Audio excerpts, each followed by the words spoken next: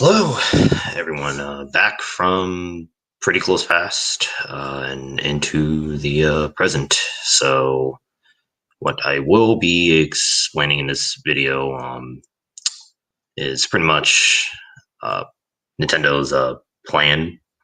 Um, I'd say in a few years, probably more likely next generation for gaming consoles. So, um, I guess I'll say I may have figured out what their plan really is, and I guess um, before I go into more details, I'll just say simply that it's pretty much been everything, probably nearly everything they've been building up to this.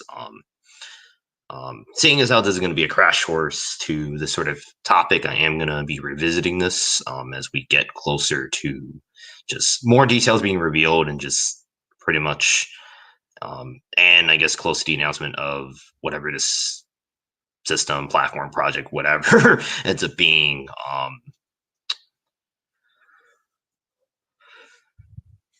Definitely going to be definitely going to be definitely going to be doing those. So I'm definitely going to be going more in depth with pretty much, I guess, the road to I guess you could kind of say the road to those, I guess, plans, platform. I guess you could say. um, in the links below, actually, actually have links to the other. Seeing as how this is it's technically a sequel to the other two videos I made, kind of on a similar topic. I have the links for those videos in the description. But once again, seeing as how this is more a crash course on pretty much the future for Nintendo,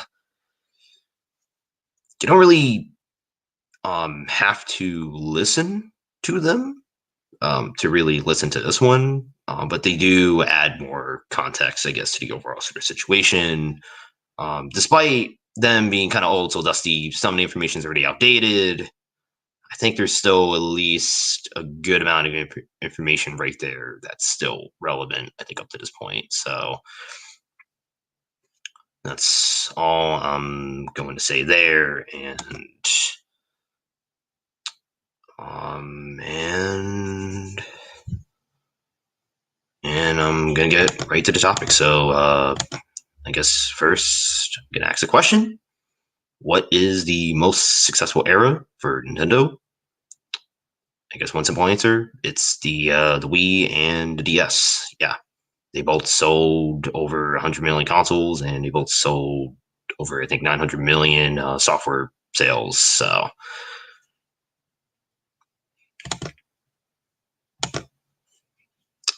question is, I guess, is can there be one console that can sell 250 million units and nearly 2 billion software sales?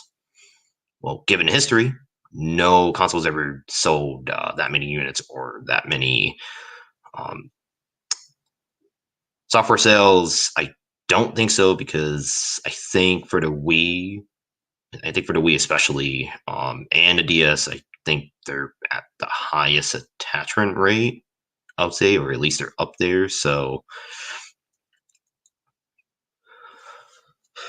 thus,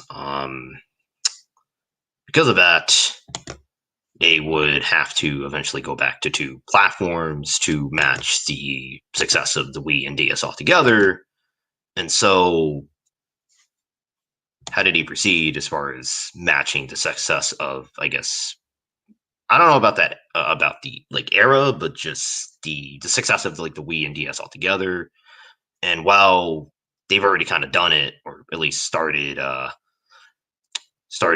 guess, putting that into motion, which would be the Switch Lite and the base Switch, which both are hybrid handheld and hybrid home console, respectively. So that means it's possible for there to be a hybrid handheld um, and a next gen hybrid handheld with dual screen gameplay implemented and a hybrid home console with a dock like structure or architecture that can has a processing unit to it. So when combined, well, it'd be practically like a home console. I mentioned this in the one of the other videos. Mentioned them, I think, in more detail as far as this sort of possibility. But for the sake of this video, I am going to just keep it simply with the idea of a hybrid handout and the idea of a hybrid home console.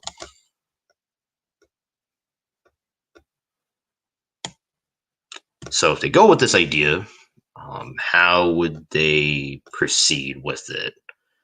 And wow, pretty much the idea would be that both of these systems would have their own exclusive games and features, while enhancing the synergy between handheld and home console than what we would see than what we've seen with the Switch, or even the Wii and DS. And this would fall into the integrated hardware software approach that Nintendo mentioned for the next gaming system in September, which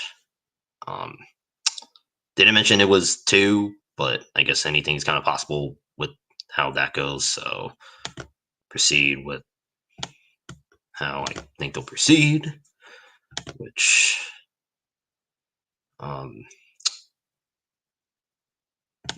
I guess when we buy this more, I guess more in more detail is while the hybrid handheld and the hybrid home console have their own respective games, there can be a set of games that can be on both systems that can take advantage of, well, not just the advantage, but also that can use the synergy between handheld and home console. And I guess with a more with an example, and this is, I guess, more likely to be the case, I guess, with the Mario Kart game that would be on both, more likely Mario Kart 9. There would be base modes that would be on both versions of the game that play about the same, thus likely can have the same save data for the modes on both systems, with the exception of certain modes. And these modes would be exclusive modes, which would be designed exclusively to their respective versions. And thus, these exclusive modes would be separated into two tiers for both versions. And for the prices of the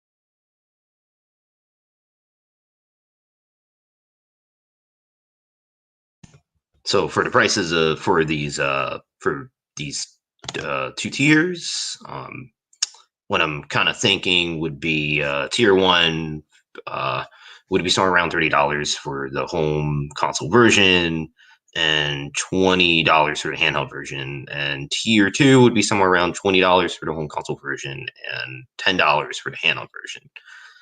Or you can get all of it in total, and it would be $50 for the home console version and $30 for the handheld version. That's what I'm thinking roughly as far as the supposed prices, so they could be cheaper in respective areas, at least here and there.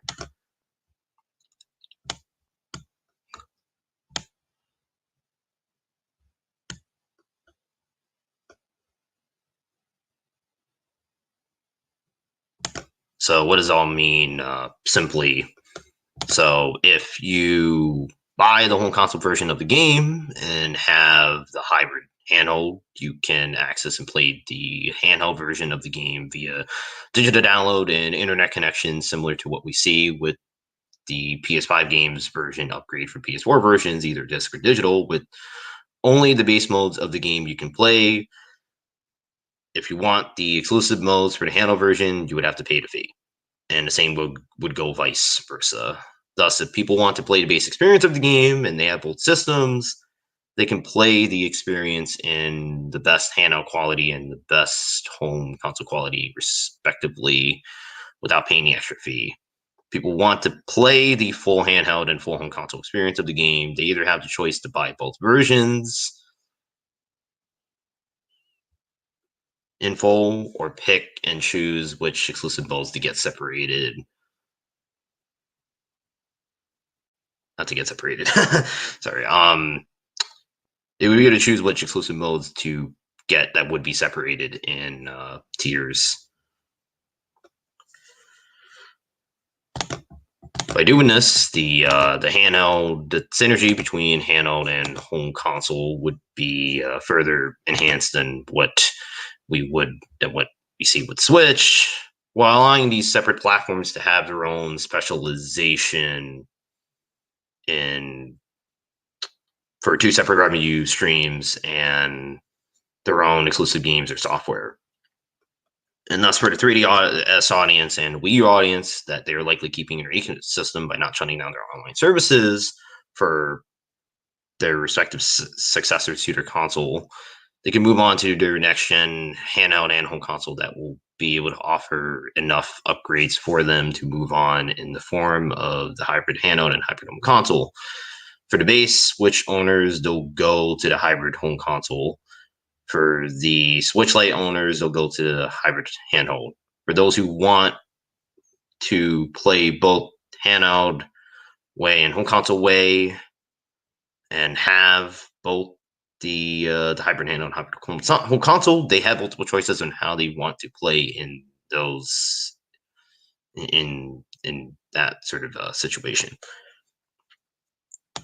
So this ends up being a win-win situation throughout it all and likely blows the whole idea of a Switch mid-gen refresh out of the water. So that's all I will say. As I always say, see me in the future.